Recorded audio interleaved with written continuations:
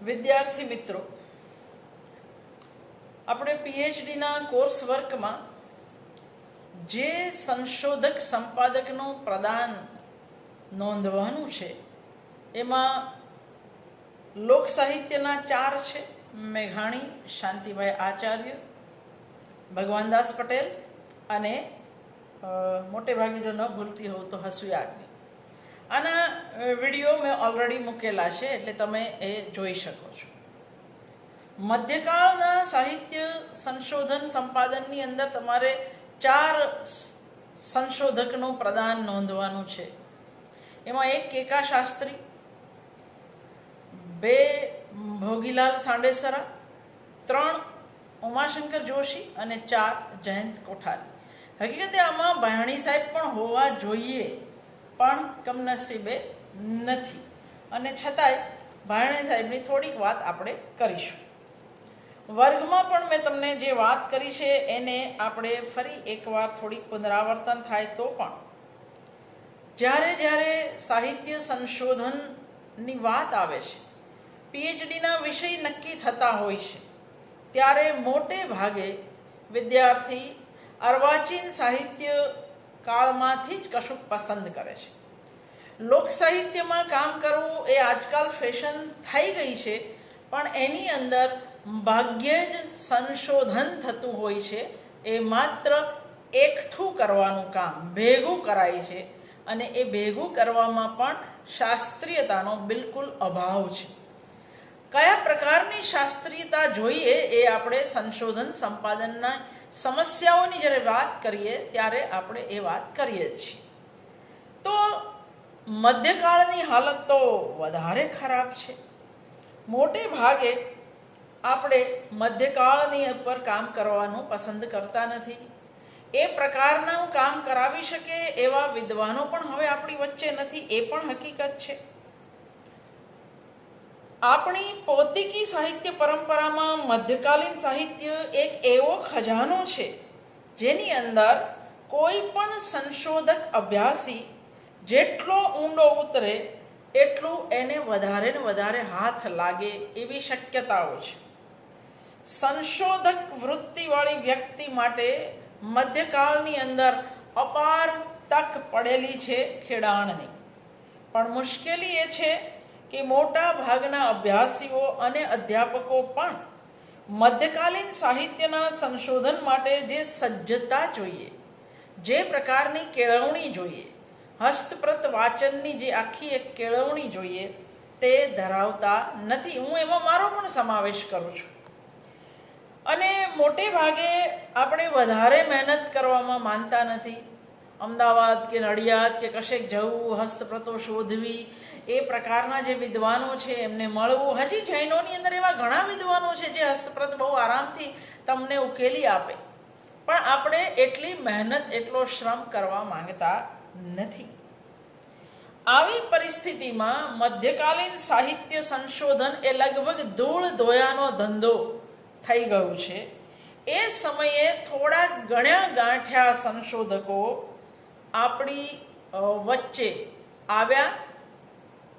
અત્યારે તો બહુ ઓછા છે, એટલે છે નહીં કહું, પણ હતા. એને આપણે બહુ જ આદર સાથે યાદ કરીએ.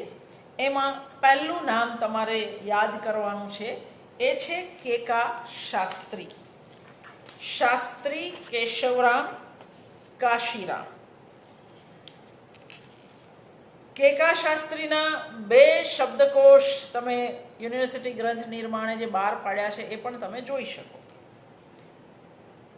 મૂળભૂત રીતે પ્રકૃતિ જ સંશોધકની છે. 1946થી અમદાવાદના ભોજે વિદ્યાભવનમાં એ અધ્યાપક અને સંશોધકની કામગીરી એમણે સંભાળી. 1958થી 61 સુધી લા દ ભારતીય સંસ્કૃતિ વિદ્યા મંદિરમાં એમણે સંશોધન કાર્ય કર્યું, અને 1955થી ભોજે વિદ્યાભવનમાં પછી ઓનરરી માનહાર અધ્યાપક તરીકે અને પીએચડીના માર્ગદર્શક તરીકે એ રહ્યા.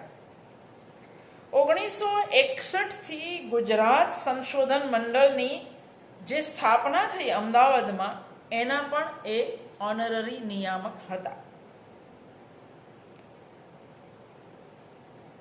એમને કયા કયા એવોર્ડ મળેલા એમાં આપણે નહીં જઈએ. એ પદ્મશ્રી પણ હતા. 1976માં છેક એમને એમની વિદ્વતાને પ્રમાણેલી. એક જમાનો હતો જ્યારે સાચા વિદ્વાનોને આ એવોર્ડ મળતા. મોટે ભાગે કેકા શાસ્ત્રીએ જે કંઈ કામ કર્યું છે એને સંશોધન સાથે સીધો નાતો છે.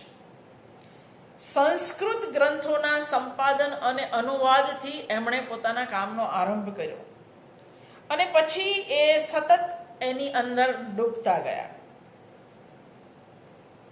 મધ્યકાલીન ગુજરાતી કવિઓને લગતી માહિતીના સંકલનમાં પણ એમણે ઘણું કામ કર્યું. ગુજરાતી ભાષા વ્યાકરણ અને કોશના સંદર્ભે કેકા શાસ્ત્રીના પ્રદાનને કદી પણ ન ભૂલાય. લગભગ 150થી વધારે પુસ્તકો એમના નામે બોલે છે. સંશોધનના માર્ગે 1948, પ્રેમાનંદ એક અધ્યયન 1958, ભાલણ એક અધ્યયન 1958, વસંત વિલાસ એક અધ્યયન 1958, ચાર ફાગુઓ એક અધ્યયન 1962,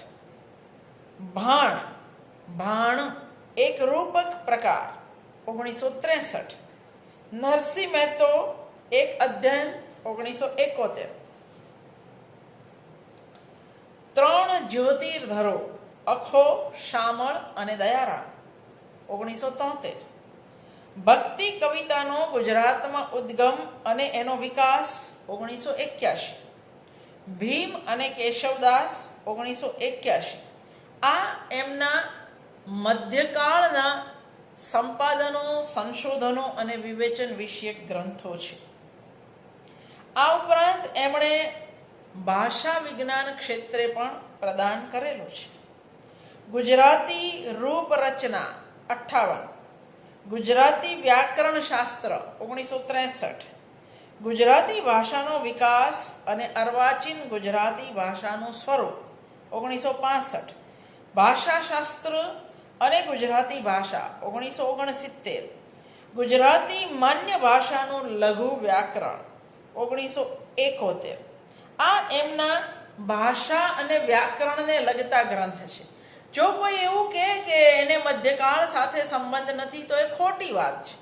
કારણ કે ગુજરાતી ભાષાનો જે વિકાસનો જે અભ્યાસ કરે છે, સંસ્કૃત, પ્રાકૃત, અપભ્રંશ પછીની ગુજરાતીનો અભ્યાસ કરે છે, ત્યારે એનું આ સંશોધન ભલે ભાષા વિજ્ઞાન અને વ્યાકરણનું હોય પણ છે તો આ જ. આ ઉપરાંત એમણે બૃહદ ગુજરાતી કોશ ખંડ 1 અને 2, જે હું તમને કહું છું યુનિવર્સિટી ગ્રંથ નિર્માણ બોર્ડે બહાર પાડ્યા છે, તે પણ કર્યા છે. શ્રી વલ્લભાચાર્ય મહાપ્રભુજી 1954 એ એમણે લખેલું ચરિત્ર છે. ઇતિહાસ અને પુરાતત્વ વિશેના પણ એમના ગ્રંથો છે. એમણે જે સંપાદનો કર્યા, પ્રબોધ પ્રકાશ 1936, હંસાઉલી 1945, નળાખ્યાન 1957, રસિક વલ્લભ 1961, નરસિંહ મહેતાના પદ 1964, ગુજરાતના સારસ્વતો, જેની અંદર ઘણા બધા લોકો થોડી ભૂલો કાઢે પણ છે, પણ છતાંય એક નોંધનીય કામ છે 1977. આ એમના મહત્વના કામ છે. એમણે સંસ્કૃતની અંદર કાલિદાસના નાટકો, મુદ્રા રાક્ષસ, ભાસ, નાટક ચક્ર આવા સંપાદનો પણ કર્યા છે. પણ જો મધ્યકાળ પર જ રહેવું હોય તો જૂની પશ્ચિમી રાજસ્થાની 1964માં એમણે સંપાદન કર્યું. અમરકોશ 1975માં, જય સંહિતા 1979માં.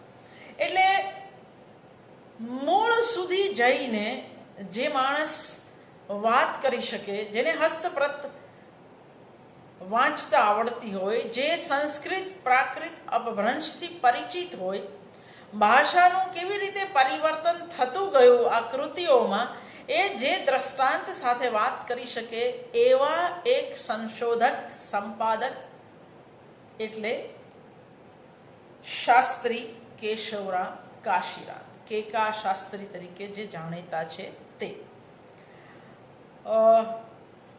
હું જે નામ બોલું છું એ ન પહોંચે તો ગુજરાતી સાહિત્ય પરિષદનો કોષ ભાગ 2 એમાંથી જ હું આ કરાવી રહી છું. ક્યાંય આકાશમાંથી આ માહિતી લાવતી નથી. એટલે તમે એ કોષ પણ જોઈ શકો છો સાચા નામ માટે.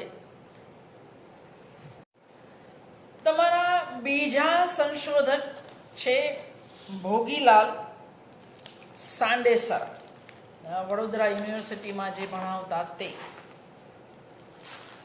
13/4/1970 જેમનો જન્મ. મૂળભૂત રીતે વિવેચક અને સંપાદક.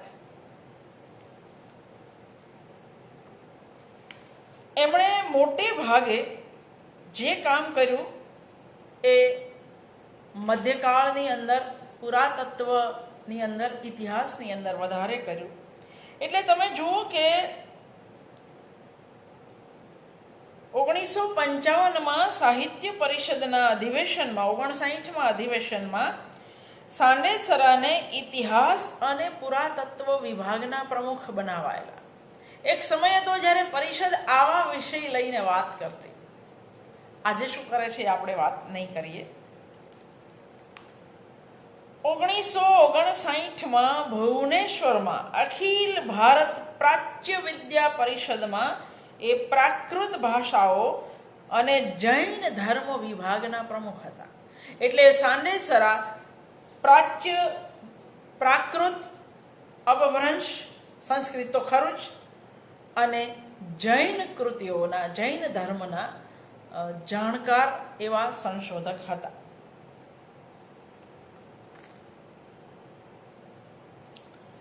પ્રાચ્ય વિદ્યા, ભારતીય વિદ્યા,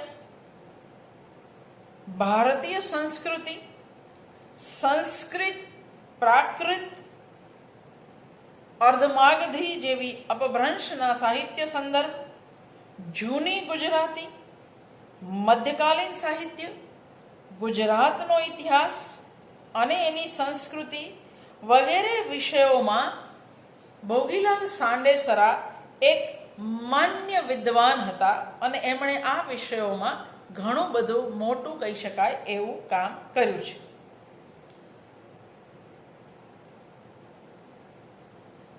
પ્રાકૃત અને અપભ્રંશ સાહિત્યની વૃત્ત રચનાથી આગળ વધતું પ્રાચીન ગુજરાતી સાહિત્યમાં વૃત્ત રચના 1941માં, ઐતિહાસિક શબ્દાર્થ શાસ્ત્ર પર 5 વ્યાખ્યાનો આપતું એમનું શબ્દ અને અર્થ નામનું પુસ્તક, મહામાત્ય વસ્તુપાલનું સાહિત્ય મંડળ તથા સંસ્કૃત સાહિત્યમાં એનો ફાળો, પશ્ચિમ અને પૂર્વની વિદ્યાયાત્રા વર્ણવતું એમનું પ્રદક્ષિણા, દયારામ, સંશોધનની કેડીએ એમનું બહુ જાણીતું પુસ્તક, ઇતિહાસ અને સાહિત્ય વિષયક લેખો પણ એમના મળે, મુનિ જીન વિજયજી જીવન અને કાર્ય, આ બધા એમના મૌલિક પુસ્તકો છે. એ ઉપરાંત વાઘેલાઓનું ગુજરાત, ઇતિહાસની કેડી, જ્યેષ્ઠી જ્ઞાતિ અને મલ્લ પુરાણ, જગન્નાથપુરી અને ઓરિસ્સાના પુરાતન અવશેષો, જૈન આગમ સાહિત્યમાં ગુજરાત, આ એમના ઇતિહાસ અને સંસ્કૃતિ બેવની જ્યાં વાત થઈ હોય એવા પુસ્તકો છે.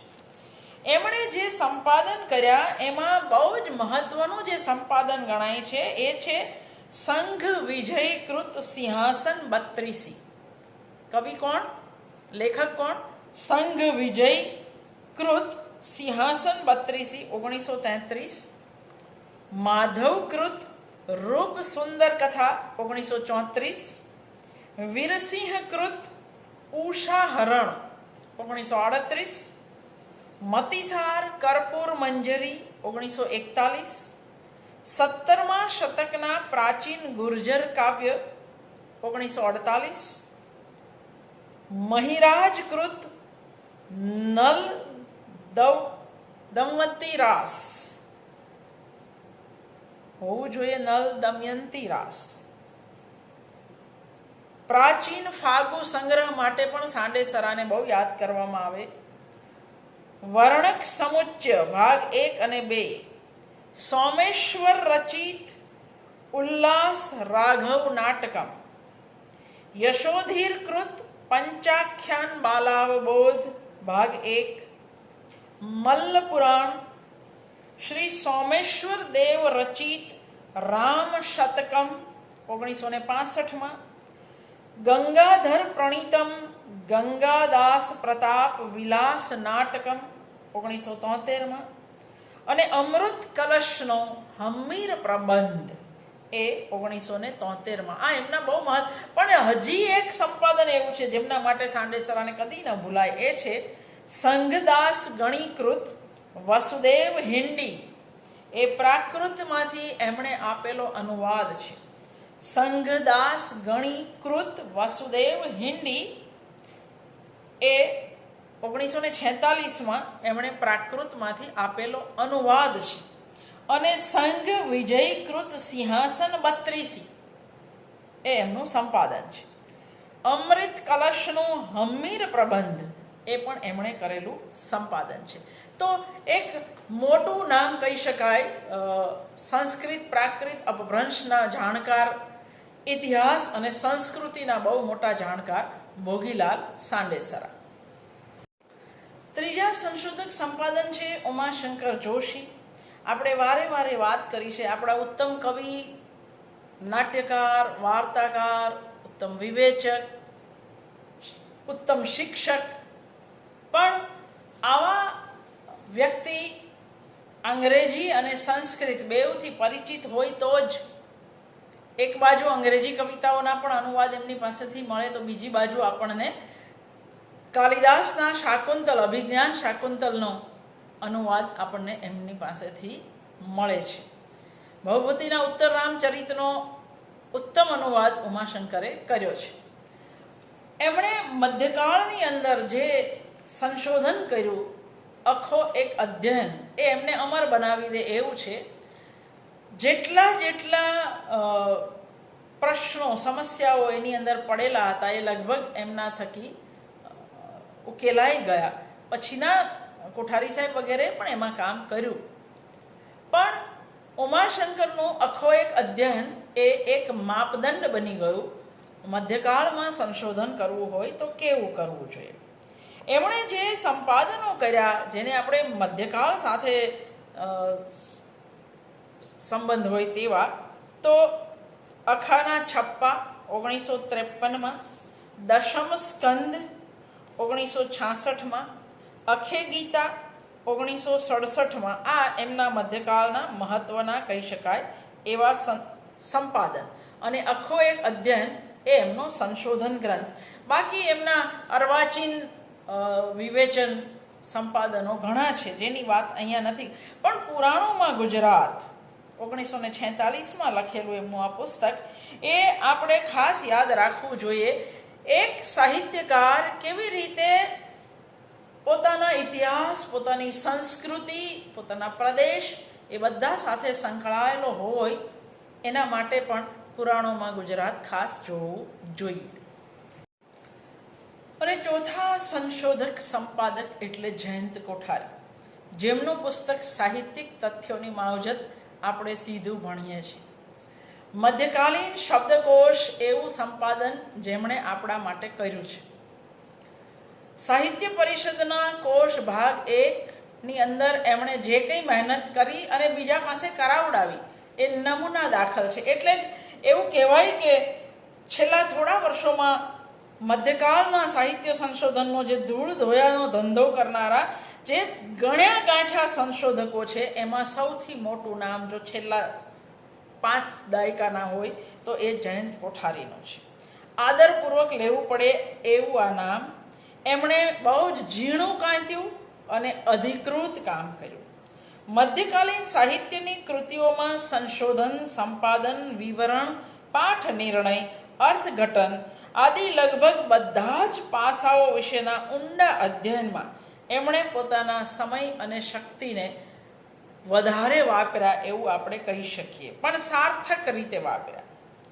ગુજરાતી સાહિત્ય કોશના સંપાદન કાર્યમાં એ સક્રિય થયા અને એને કારણે કોશ સંપાદન કેવી રીતે થાય એના એક ધોરણો, આદર્શ આપણી સામે આવ્યા. એમનું સાહિત્યિક તથ્યોની માવજત, ભલે અહીં કુલ 11 સંશોધન લેખ હોય, પણ અહીં જે સામગ્રી છે એ લગભગ બધી મધ્યકાલીન સાહિત્યને વિષય બનાવતી સામગ્રી છે. ખાલી કાંત અને બટુભાઈ ઉમરવાડિયા વિશેનો લેખ એ અહીં ન હોય તો પણ ચાલે. મધ્યકાલીન સાહિત્ય સંશોધનના વિષયની વ્યાપક સૈદ્ધાંતિક માંડણી જયંત કોઠારી વિશદ અને વ્યવસ્થિત રીતે અહીં કરે છે. આ સૈદ્ધાંતિક સ્થાપનાઓની પાછળ સંશોધનકાર તરીકેના જયંત કોઠારીના સ્વાનુભવની અધિકૃતતાની છાપ તમને પાને પાને અને લીટીએ લીટીએ વર્તાય છે. આ પડકારરૂપ સંશોધન ક્ષેત્રમાં પ્રવૃત્ત થનારે કેવી કેવી સાવધાની રાખવાની છે તે અંગેના કવિ નિર્ણય, કૃતિ નિર્ણય, કાળ નિર્ણય, પાઠ નિર્ણય અને અર્થ નિર્ણય એવા 5 પ્રશ્નોની લેખકે સદ્રષ્ટાંત, કોઈને પણ કામ લાગે એવી સરસ રીતે ચર્ચા કરી છે. અને આ સમસ્યાઓના સ્વરૂપ કેવા હોય અને એની સામે એના ઉકેલ કેવી રીતે લાવી શકાય એની પણ આપણને વાત કહી છે. હકીકતોની કાળજીપૂર્વકની ચકાસણી પરત્વે જરા જેટલો પ્રમાદ મધ્યકાળના સંશોધક સંપાદકને તો ન જ પરવડે, અને જો એ આવો પ્રમાદ કરે તો એ તથ્યોથી કેટલા ઉફરા લઈ જાય એ વાત પણ એ દ્રષ્ટાંત સાથે કરે છે. મોહનલાલ દલીચંદ સંપાદિત જૈન ગુર્જર કવિઓ નામના ગ્રંથમાં લેખકે આ ગ્રંથ કેવો તો ઉત્તમ સંપાદન છે એ તો આપણને કહે જ છે, એની યોગ્ય પ્રશંસા પણ કરે છે, એની વિશેષતા પણ નોંધે છે, પણ સાથે સાથે જયંત કોઠારીની ઝીણી નજર, ચીકણી નજર અહીં પણ કેટલી કચાશ રહી ગઈ હતી એ પણ એ જોઈ શક્યા છે. એમની આંખમાંથી એ છટકી નથી. જયંત કોઠારી એક એવા સંશોધક, સંપાદક, વિવેચક જેને કોઈની પણ શેહ કે શરમ ન નડે. પછી એ મોહનલાલ દલીચંદ હોય, ઉમાશંકર જોશી હોય, કે કા શાસ્ત્રી હોય કે હરિવલ્લભ ભાયાણી હોય, એમણે બધાની ભૂલો તાર્કિક દ્રષ્ટાંત આપીને આપણી સામે મૂકી આપી છે.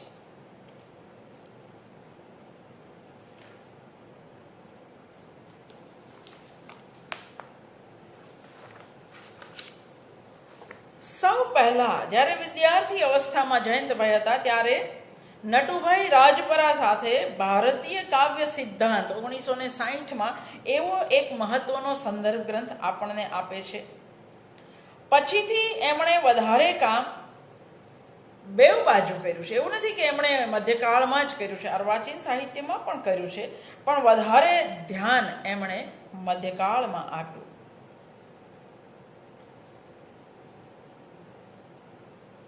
સુદામા ચરિત્રનું સંપાદન, ભાષા પરિચય અને ગુજરાતી ભાષાનું સ્વરૂપ, એની અંદર કેવી રીતે ભાષા બદલાતી ગઈ, જૈન ગુર્જર કવિઓ, આ એમનું બહુ જ મોટું કામ.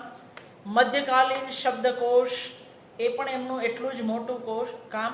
અને સાહિત્ય પરિષદનો કોષનો ભાગ 1 અને ભાગ 2 આનું સંપાદન, અને એમાંય ભાગ 1 એ નમૂનારૂપ કોષ જે બની શક્યો એમાં કોઠારી સાહેબનો બહુ મોટો ફાળો છે. અને એ કોષ નિમિત્તે જે દ્રષ્ટાંતો મળ્યા એમાંથી જ સાહિત્યિક તથ્યોની માવજત જેવું એક ઉત્તમ માર્ગદર્શક પુસ્તક આપણને મળ્યું. તો આ 4 સંશોધક સંપાદક ઉપરાંત ભાયાણી સાહેબને પણ ભૂલાય નહીં, જે પ્રાકૃત અપભ્રંશ, સંસ્કૃત પ્રાકૃત અપભ્રંશ અને અંગ્રેજી જેમને બરાબર પાક્કું આવડતું હોય એવા આ સંશોધક સંપાદકે પણ મધ્યકાળની અંદર નેત્ર દીપક સંશોધન સંપાદન કરેલા છે.